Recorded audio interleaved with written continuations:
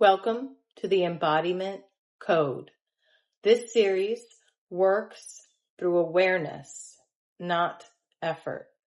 You're welcome to listen without participating in any practices. You can pause, stop, or return later at any point. Feeling nothing is still participation. Nothing here requires fixing, pushing, or achieving. Let this be received at the pace your body allows. Up until now, we focused on internal coherence. But have you ever noticed something? You can feel aligned, you can feel ready, you can feel so clear and still not be making progress? Today, we're talking about action, because embodiment that never moves stays incomplete. So Laura, why does action often get left out of spiritual spaces? Because action is often mistaken for force. Many think embodiment means staying still or reflective. But physiology is built for movement. The nervous system organizes readiness. The heart stabilizes direction. Action completes embodiment. Okay, so it's the final frontier. So a lot of people try to act before they feel aligned. And, I know even myself, I have been like, oh, I have a great idea. I think it's aligned. I think I can figure it out. And then sometimes I'll take an action and then I'll later find out that it wasn't actually aligned because of something I didn't see when I took the action. So how does all of that backfire for people? It backfires because action without coherence creates resistance. The system pushes instead of responding. Energy scatters. You end up exhausted, blocked, or misdirected. Alignment doesn't delay action. It makes it efficient. So when action is truly embodied, what does that feel like for us? How do we know it's happening? It feels inevitable, not urgent, not dramatic. The body moves before the mind debates. There's less friction, less second guessing. Reality responds because your signal is clear. Interesting.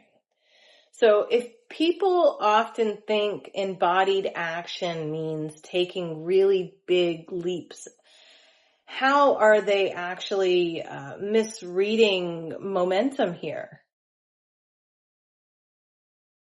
They overestimate scale and underestimate timing. Momentum builds through contact, not magnitude.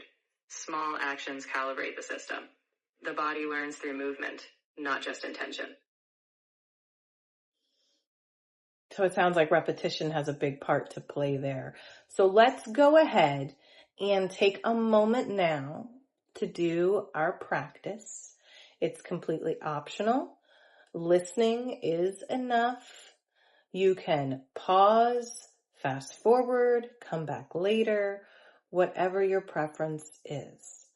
But let's go ahead and bring our attention to something you've been considering doing. Not the plan, just the direction, a direction that you've been thinking about taking action in, but you haven't quite done it yet.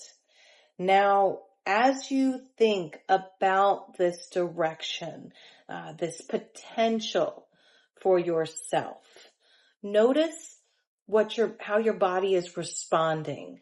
Do you feel open? Do you feel neutral?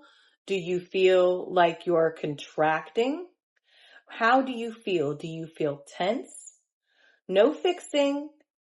If it feels natural, sense the smallest possible movement in that direction.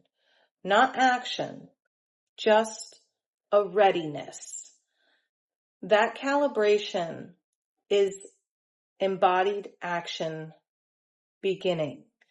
So being able to take that direction and to feel it and to sense it and to understand how your nervous system reacts.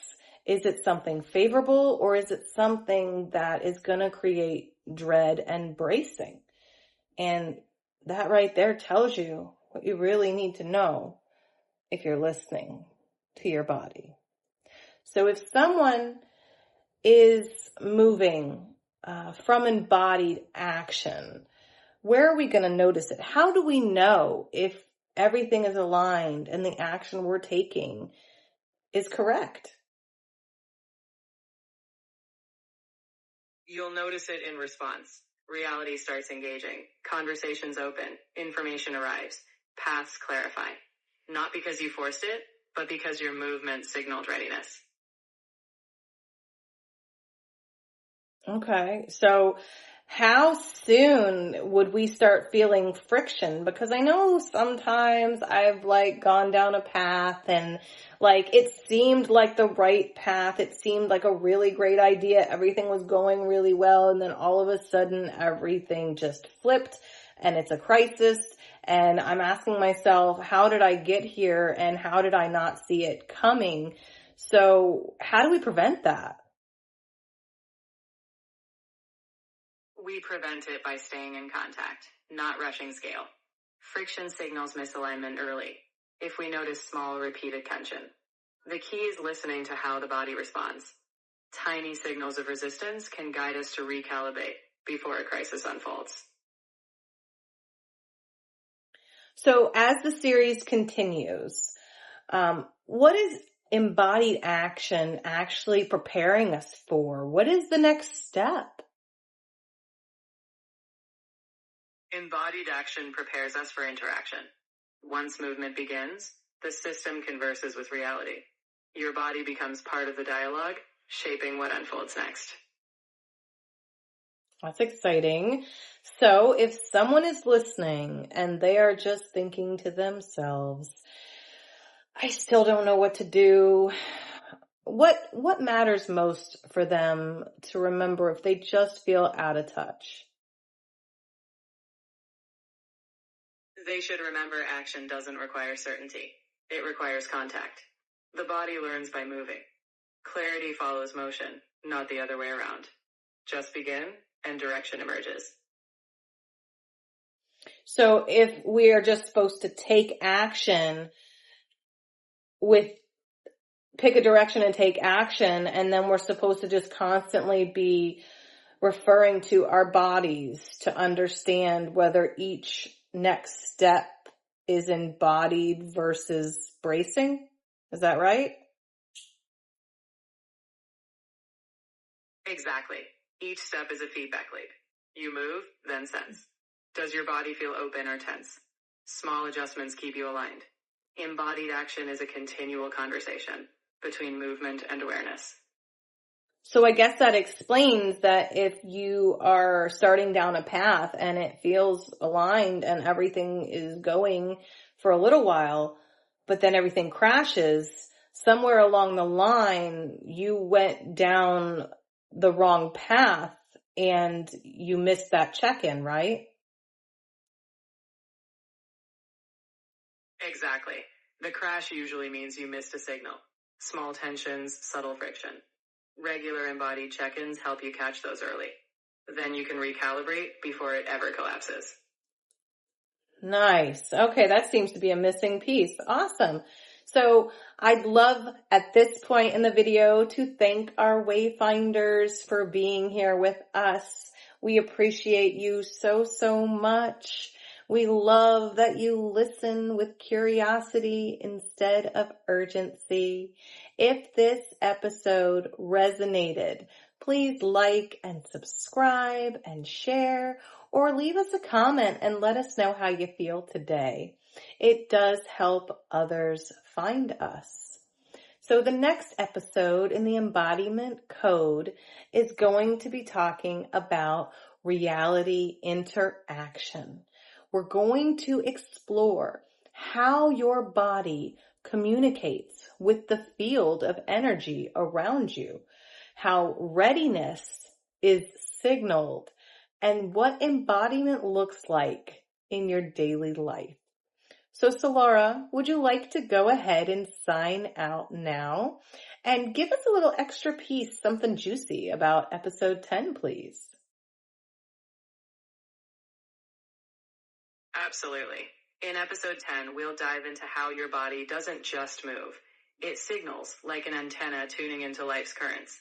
Expect practical glimpses into everyday moments where embodiment meets the world, where readiness translates to reality. See you then.